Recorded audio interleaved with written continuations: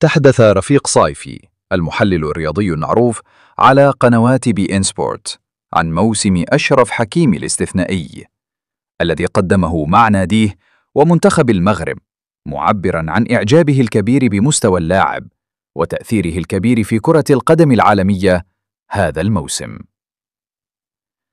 وقال صايفي إن حكيمي لم يعد مجرد ظهير أيمن تقليدي، بل أصبح لاعباً متعدد الأدوار يجمع بين الدفاع والهجوم بفعالية عالية، ما جعله أحد أهم العناصر في تشكيلته.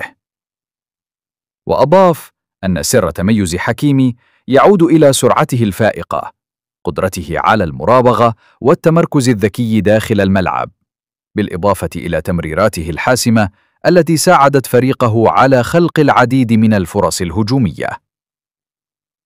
ولفت صايفي إلى أن حكيمي هذا الموسم كان مفتاحاً في النجاحات التي حققها فريقه سواء على الصعيد المحلي أو القاري، مشيداً بدوره البارز في مباريات الأدوار الحاسمة، حيث ظهر تركيزه العالي وهدوء أعصابه، وهو ما يجعله لاعباً لا يمكن الاستغناء عنه.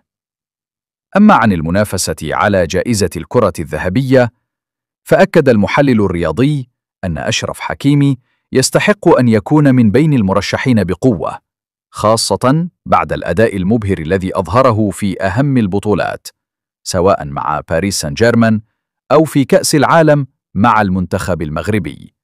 وأشار إلى أن حكيمي ساهم في تغيير طريقة اللعب في مركزه، مما دفع الكثير من الخبراء لتقديره كأحد أفضل اللاعبين في العالم في مركزه. ومع ذلك أعرب صايفي عن تحفظه حول أن الجوائز الفردية مثل الكرة الذهبية لا تعتمد فقط على الأداء الفني والإنجازات، بل تلعب عوامل أخرى مثل الشعبية والانتشار الإعلامي دوراً كبيراً في تحديد الفائز.